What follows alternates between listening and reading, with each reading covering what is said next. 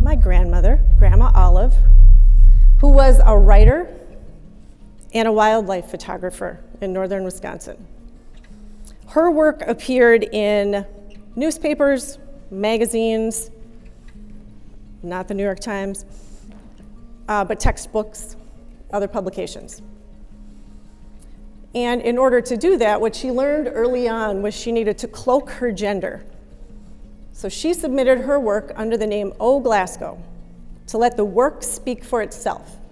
That's how she got published. So over time, she developed a reputation. And as a matter of fact, she was the first woman to ever appear on Wild Kingdom with Marlon Perkins. Raise your hand if you know what the heck I'm talking about. Bless you all. She was also featured in the Milwaukee Journal, actually I think it was the Sentinel newspaper, as one of the 50 nifty things in Wisconsin. And Grandma was number 5. I'm like, all right. Is your grandma number 5? So it's pretty safe to say that I grew up with the idea that I could be anything.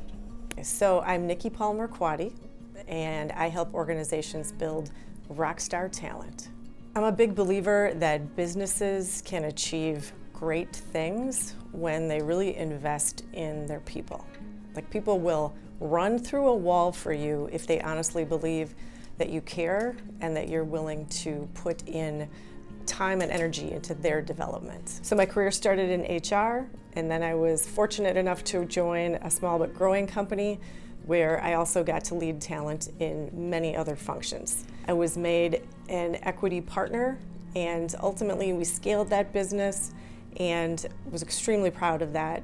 We ended up finding a buyer, went through the due diligence, I led the merger efforts, and stayed on with that organization for a period of time until I decided, you know what, having been a leader and having a lot of business savvy, but also having a lot of interest in leadership development, I was going to jump into that space. So I went into leadership development both from a business development and a facilitation perspective, and did that for a few years.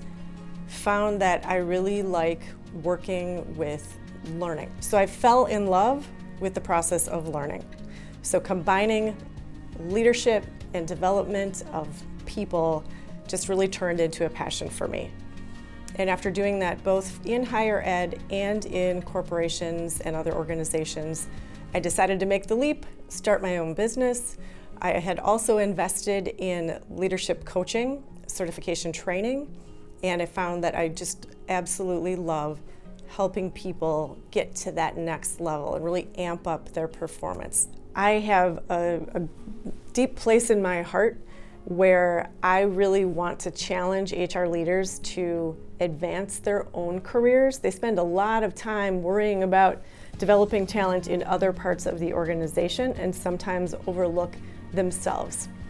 And not only HR, but I would say also women leaders, right? I have a soft spot in my heart for trying to make sure that women can get to the highest levels they want to get to in terms of leadership in organizations. And I really want people to see themselves as capable and able to get to the C-suite if that's what they want.